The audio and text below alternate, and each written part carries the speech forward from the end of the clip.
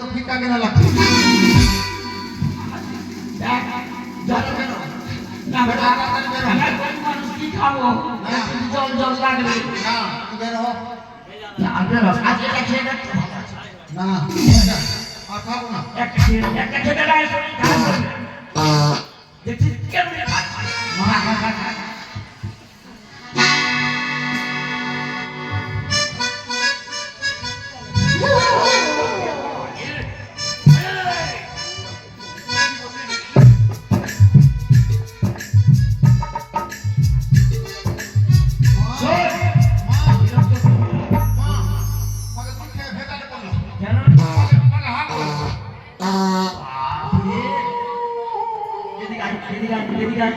এদিকে হারাম জানা এদিকে পেট্রোল পেট্রোল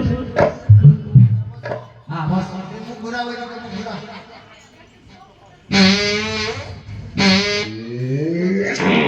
তোকে বললাম একটু আর দুধ খাইয়ে দে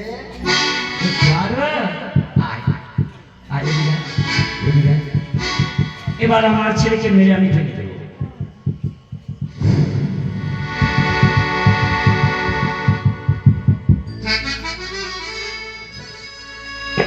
দেখি আমি দেখতে পেলাম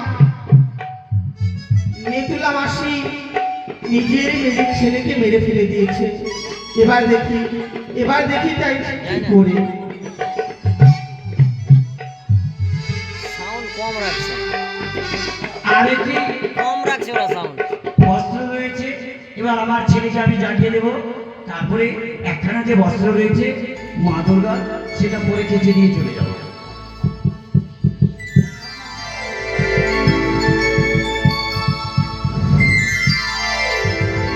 দেখি দেখতে পেলাম নেতুলা মাসি নিজের সন্তানকে মেরে ফেলে দিয়ে আবার প্রাণদান দিয়েছে।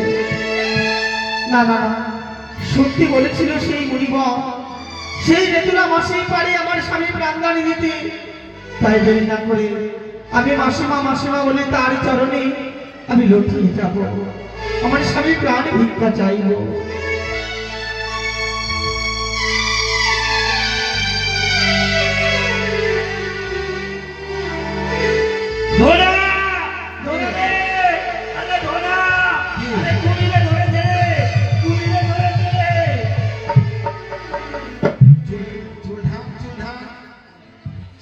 চুল কেন ঢাকতে পারে এটাকে চিনতে পারলি না এটা পুকুরি আর চুল কাটি আছে মাসিমা আমি ভেবেছিলাম আমায় কুমড়ি ধরেছে শোনো মা তুমি দেখছি মানবী রয়েছে বলো তুমি কি প্রস্তাব নিয়ে আমার চরণে উপস্থিত হয়েছো এদিকে এসো মা ওগো মাসিমা আজ বুক ভরা ব্যথা নিয়ে আজ তোমার চরণে উপস্থিত হয়েছি।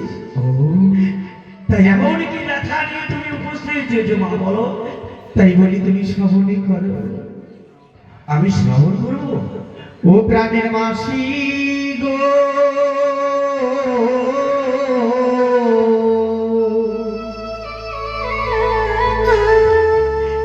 আমার পতি জিয়া জিয়া দেব মরে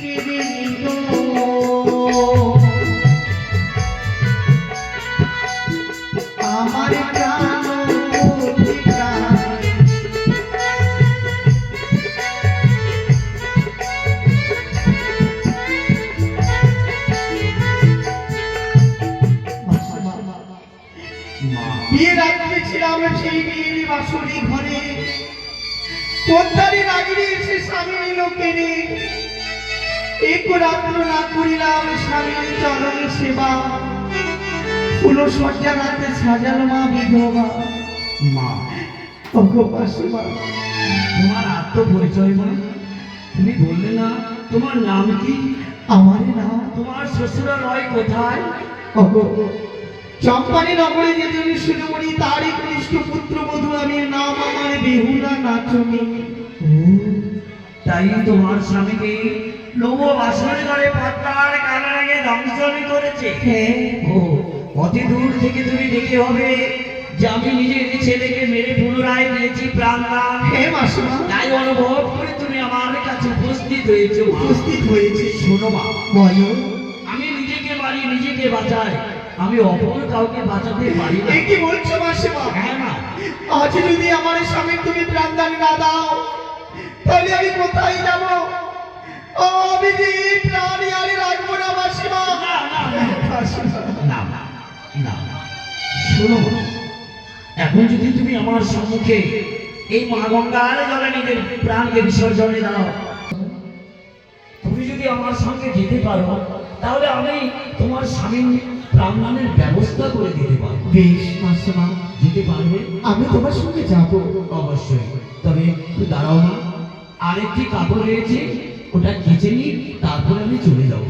মাসিমা, আজ তুমি আমায় বঞ্জি বলে ডেকেছো, আমি তোমার মেয়ের মতো, তা তো জানি মা। আমি থাকতে তুমি কেন কাপড় কাচবে? না মা, এই সাধারণ মানবের কাপড় নেই, এ হচ্ছে দেবতার বস্ত্র। যদি খারাপ হয়ে যায় তাহলে একটি মাত্র সন্তান আছে আমার, বংশে বাতি দিতে রাখবে না মা। মাসিমা, আমার থেকে যদি খারাপ হয়ে যায় পুনরায় কিছু ভালো করে নিও, কিন্তু আমাকে দাও, আমাকে কাচতে দাও মাসি। বেশ, তোমার যখন মনে আশা যে দেবতার কাপড় আমি কাচবো, অবশ্যই দেবো মা। যদি খারাপ হয়ে যায় আমি পুনরায় কেচে দেব। বেশ,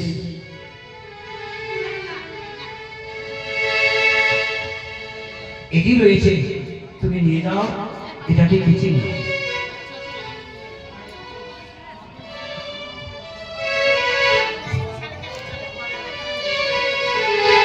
এই যে নাও, বেশ মাসিমা, আমি একটু বিশ্রাম করি। তুমি বিশ্রাম করো, আমি তোমার কাপড় কিছু দিচ্ছি। বেশ। অগো মায়েরা, 6 মাস ধরে অনহারে আছি, উদরে এক মুষ্ঠ অন্ন নেই, নয়নে ঘুম নেই, আমার দেহে কোনো শক্তি নেই, আমি কি করে কাপড়ে কাচবো? অগো মা মনসা দেবী, তুমি আমায় একটু শক্তি দাও মা, আমি যেন এই কাপড়ে কাচতে পারি। এ হচ্ছে দেবতার কাপড়। আরিয়া যুগলদা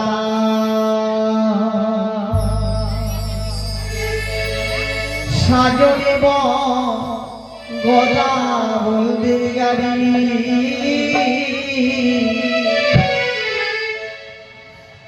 আমার বলদা ছেড়ে গেল 6 মাসের নারী মরিয়া।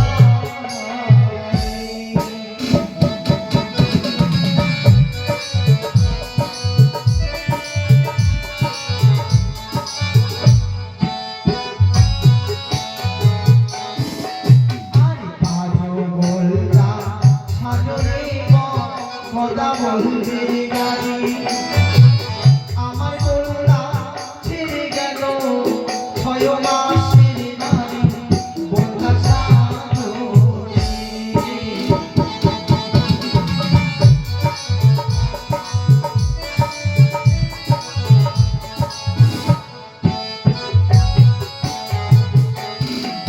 আরে শুধুই ঘুমায় পালকে ভা, শুধু ঘুমায় কাছে, আমার বলদা শুয়ে আছে মহাগঙ্গার ঘাটে বলদা সাজনে।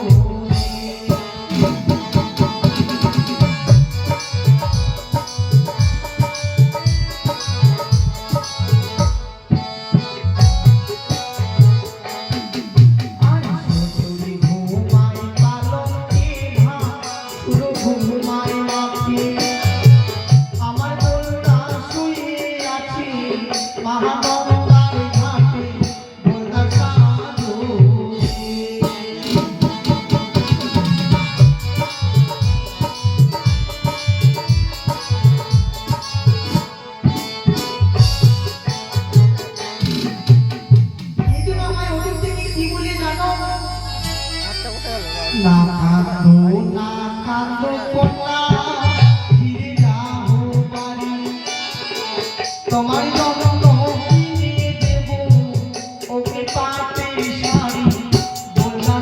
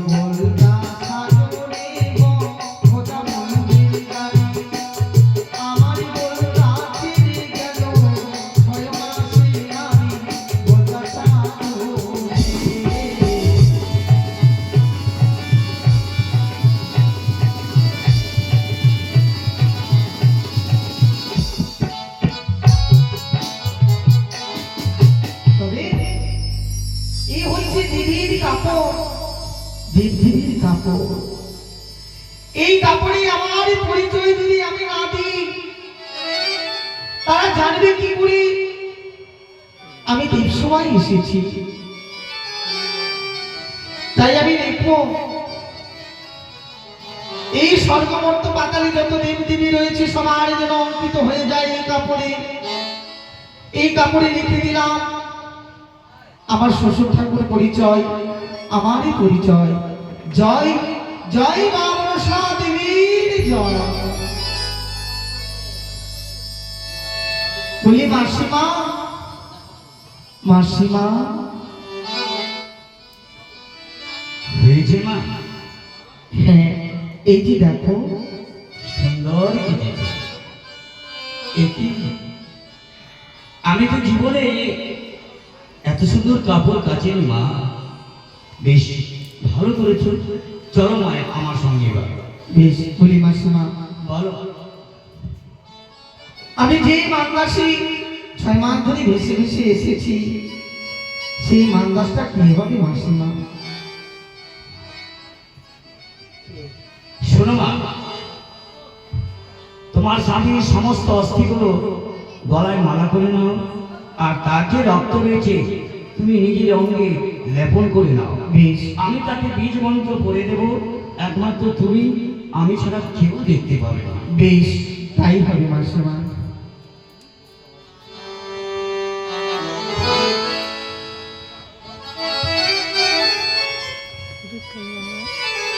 নেবে মা? হ্যাঁ।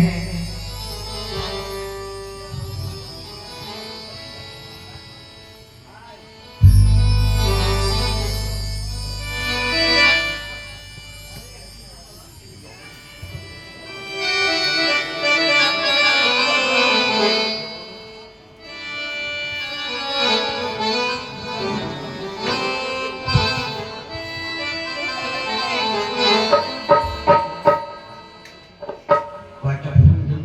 ফুল। বলি মা, বলো মাসিমা। তুমি অস্থিগুলো নিয়েছো? হ্যাঁ মাসিমা, নিয়েছি। একটি কথা মা। কি কথা? আমি যে তোমায় নিয়ে যাব, তাই আমি তোমাকে পরীক্ষা করে নিয়ে যাব। আমায় পরীক্ষা করবে? হ্যাঁ মা। কি পরীক্ষা মাসিমা? সম্মুখে রয়েছে, এদিকে এসো, কেশ সেতু। হ্যাঁ। এই কেশ সেতু একমাত্র পার হয় যে সতী কন্যা থাকবে, চুলের নাই শুরু, সেই পার হতে পারবে সতী কন্যা। অসতী থাকলে কেশ সেতু থেকে সে পড়ে মারা যায়। এ কি বলছো মাসিমা? হ্যাঁ। আজ এই কেশিতের সব আমি যদি পার হতে না পারি, আমি যদি পড়ে যাই, তাহলে তোমার স্বামীর প্রাণদান হবে না। বেশ মাসিমা, আমি চেষ্টা করি দেখবো। যার কৃপায় তুমি ভেসে এসেছো, তাকেই তুমি শরণাপন্ন হও মা। বেশ, তাই হবে। দাঁড়াও মর্তবাসনে। কে? আমি হচ্ছি স্বর্গ থেকে ধর্মরাজ বলছি।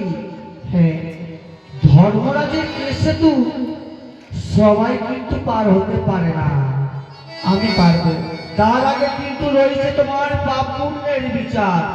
শোনো, আমি এই কেসে তো পার হব, যদি আমার পাপ থাকে তাহলে আমাকে ছেড়ে দিও, আর যদি সত্যিকারের সত্যি হয়ে থাকে তাহলে এই কেসে তো পথ আমি সহজে পার হয়ে যাব, দেখবে।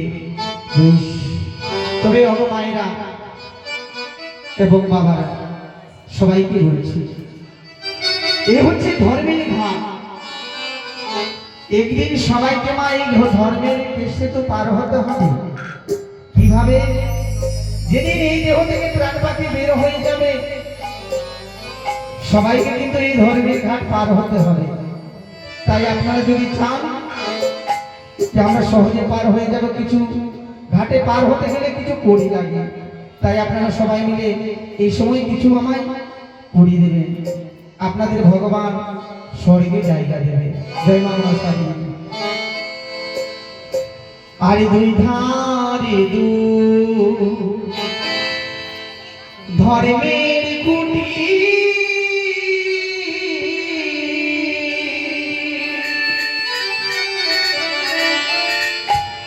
মধ্যে আছে কে? এসো সেতু রে।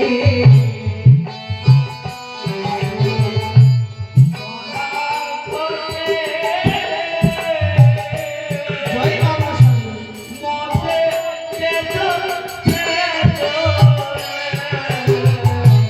দুই ধারে দু ধর্মের কুটি,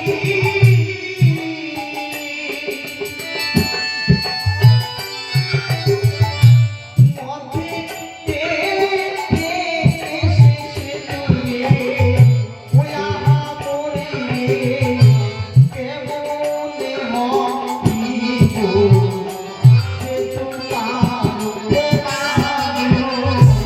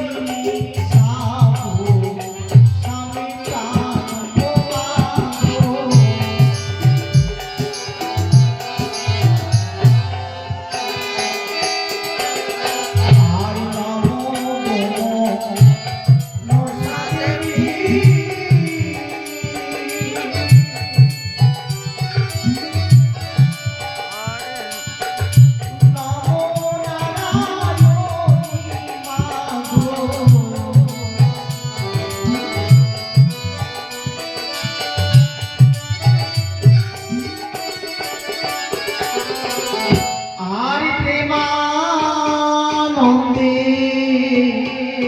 দেবে